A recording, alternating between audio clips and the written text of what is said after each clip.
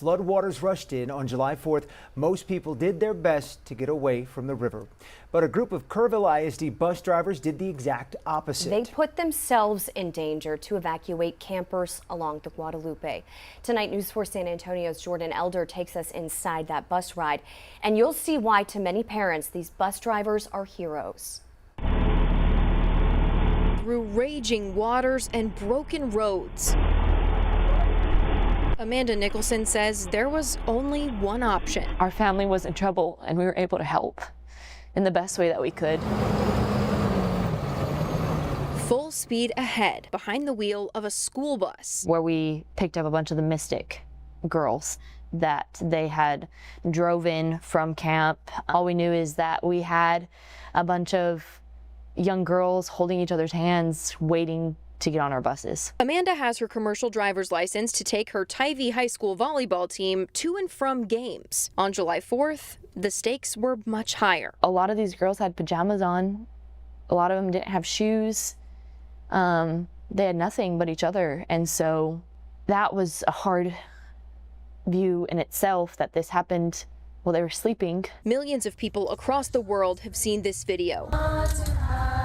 Girls from Camp Mystic singing on their way to safety. For Amanda, the journey was more somber. She watched as children ran off her bus and into the arms of their worried parents. To see fear in everybody was extremely difficult. And it was extremely difficult to have some of those parents ask you, when everybody got off your bus, is that it? Because they didn't see their child. And so that was really hard. There are people who are calling you and the other bus drivers that went in there to help evacuate people heroes. Do you see it that way? I think we just wanted to help our first responders, anybody that was chest deep, the family members who saved their family, those are heroes. The counselors, the people that gave their lives to save these kids, I mean, those are your heroes. Her boss sees it differently. They're heroes. They're heroes. Ken Knowles was on a cruise when the floodwaters hit, but he says he wasn't surprised when he heard how his team responded. Faster than I could possibly have imagined, we had buses on the road ready to rescue kids. In total, 10 district buses brought about 900 campers to safety. These green bows will be waiting as bus drivers return to the barn in August, a way to honor the lives lost. And about that bus driver title, I've told them that there's a saying that I'm going to ban from our department. I'm just a bus driver. They were comforters, they were rescuers, and in my mind, they're all heroes. It's going to be hard, but we're strong and we're going to make it. And that's all you can do. That's all you can do. Reporting in Kerrville, I'm Jordan Elder. We have the latest on the Hill Country flooding disaster. Kerr County confirming 107 deaths from the flooding July 4th. That means there's been no changes in those numbers. Also no change here. 97 people still missing.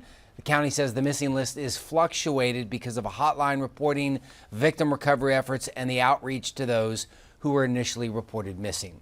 Yesterday, several communities honored the life of one of the little girls from Camp Mystic.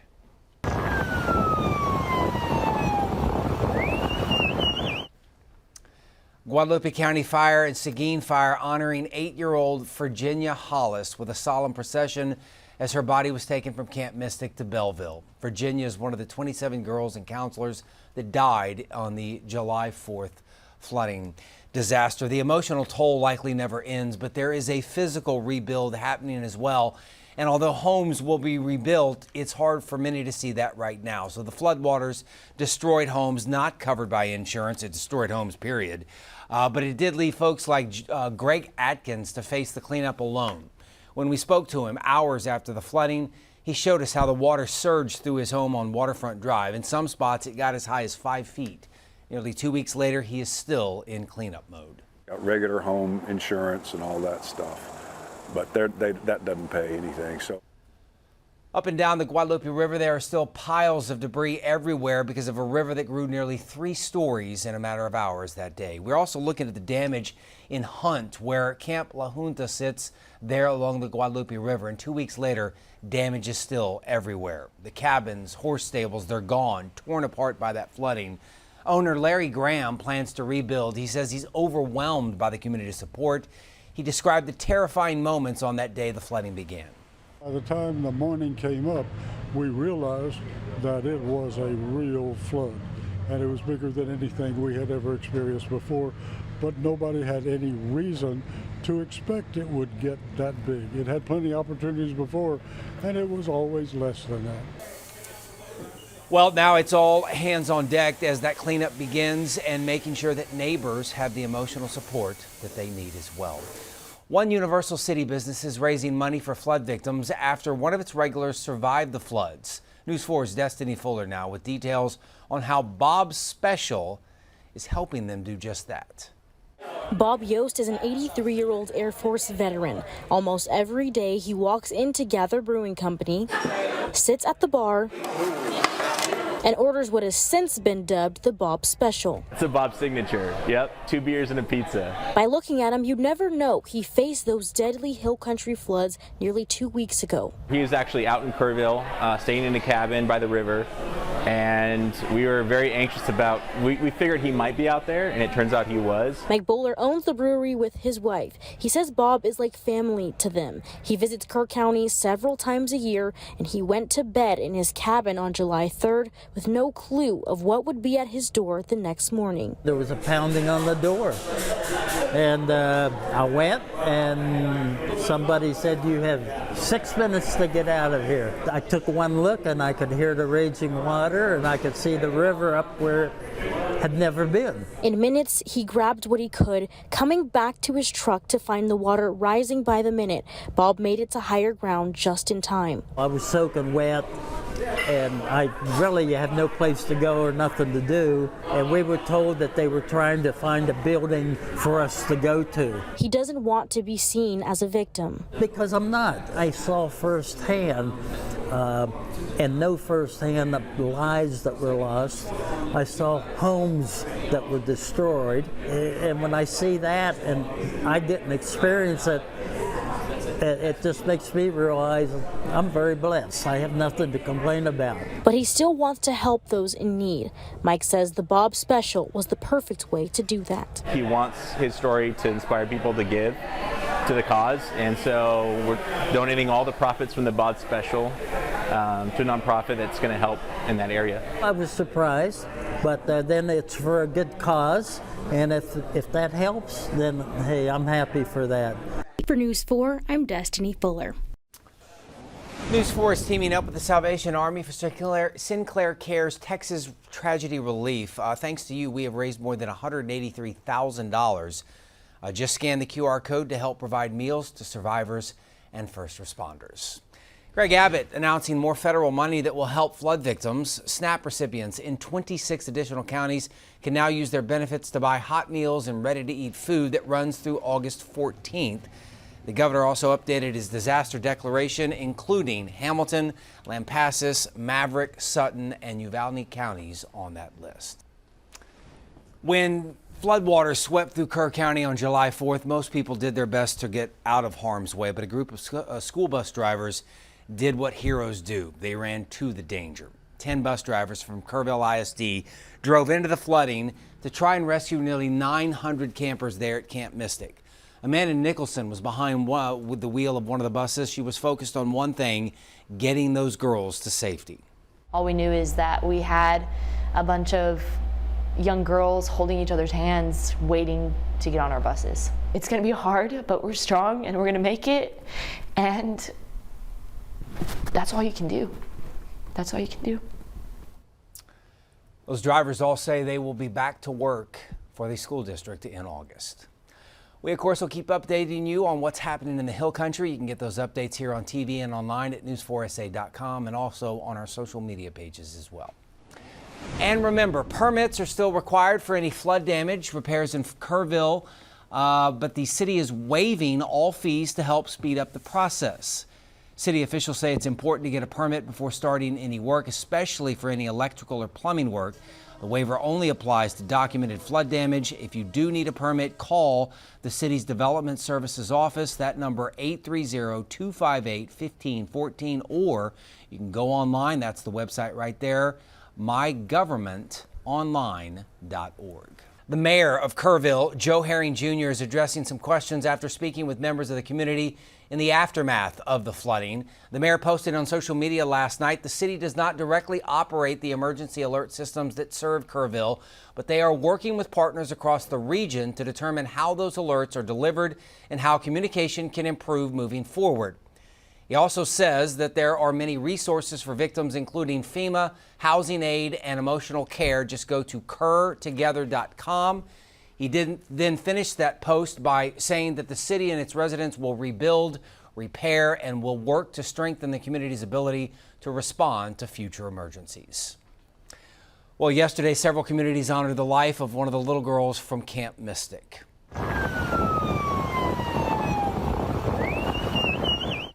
Guadalupe County Fire and Seguin Fire honoring that precious little girl right there, 8-year-old Virginia Hollis, with a solemn procession as her body was taken from Camp Mystic to Belleville. Virginia is one of the 27 girls and counselors that died in the floods. Welcome back. We're closing in on 5:10 now on this Thursday. We are live in Kerrville this morning with details on a relief fund that's set up for flood victims. News 4's Tawny Davis, she is there with details on how it all works. Tawny, a lot of folks on the edge of their seats wanting to know how they can get their hands on some of this money. Yes, well, the donations to the Kerr County Flood Relief Fund stay local and support nonprofit partners by providing direct aid to families, individuals, local businesses, and first responders, as well as crisis response. Now, for local businesses, reach out to organizations Lift Fund and Kerrville Area Chamber of Commerce for rapid relief grants or zero-interest loans. Individuals and families are asked to reach out to organizations like the Salvation Army, Mercy Chefs, World Central Kitchen, and the Hunt Volunteer Fire Department. For crisis response, organizations like Kerrville Pets Alive, First Methodist Church, Notre Dame Catholic Church, Schreiner University, and Ingram ISD for help. And finally, first responders can reach out to Ingram, Centerpoint, Mountain Home, The Divide, and Hunt Volunteer Fire Department. There will also be a vigil next week for the communities of Ingram and Hunt called A Night of Hope. Ingram ISD is asking people to stand in hope for Hunt as they take the next step forward side by side as neighbors and friends. The vigil will be on July 23rd at 7:30 p.m. at Ingram at Tom Moore High School on the softball field. Now, we will continue to follow these updates and give you that information once we know it on air and online. For now, reporting live in Kerrville, I'm Tawny Davis. Back to you. The big question in all of this, at least one of them, why didn't local officials send out a warning using their alert system called Code Red? News 4 I-Team reporter Jay Avila gives us an inside look at a similar system that is used here in Bexar County, including who can actually approve activation. Here at Bexar Metro 911, they oversee the emergency notification system used throughout Bexar, Comal, and Guadalupe counties. But the name of the alerts may be different depending on what city or county you live in, and you may have to sign up to get the alerts. As the Guadalupe River rose to life-threatening levels early on the morning of July 4th, a volunteer firefighter urgently requested a warning be sent out to people's cell phones. Is there any way we can send a code red out to our Hunt residents asking them to find higher ground or stay home?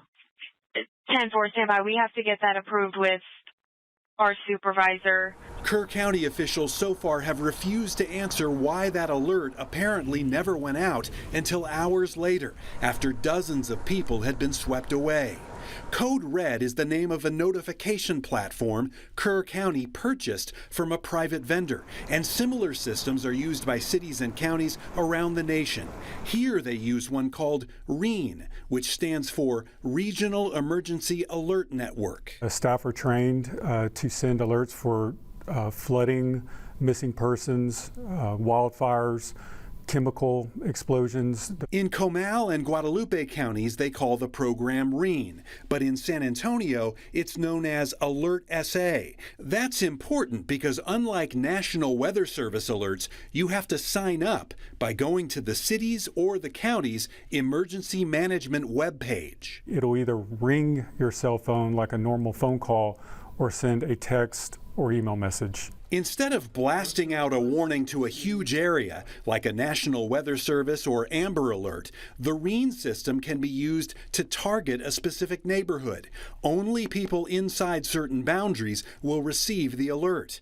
The city of San Antonio says the lieutenant on duty in the dispatch center has authority to issue alerts if the situation is urgent. Bexar County says its fire marshal or emergency management staff are available 24/7 to approve alerts. The emergency notification system costs about $150,000 a year, and it's paid for with the 911 service fee on your phone bill. For the News 4 I team, I'm Jay Avila.